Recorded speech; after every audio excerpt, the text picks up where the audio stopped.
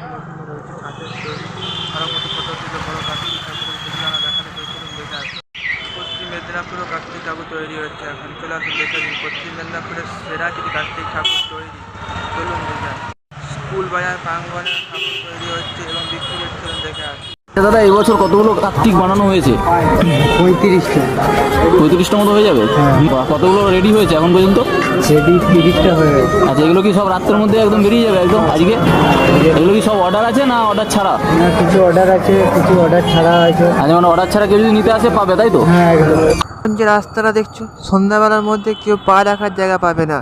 পশ্চিম Medinipur school বাজার প্রাঙ্গণে কার্তিক ঠাকুর বিক্রি হচ্ছে, কারোর যদি দরকার লাগে এসে যোগাযোগ করতে পারেন। পশ্চিম মেদিনীপুর স্কুল বাজার প্রাঙ্গণে কার্তিক বিক্রি হচ্ছে, ছোট থেকে বড় সব রকমের কার্তিক এই কাকুর কাছ থেকে আমরা পেতে পারেন।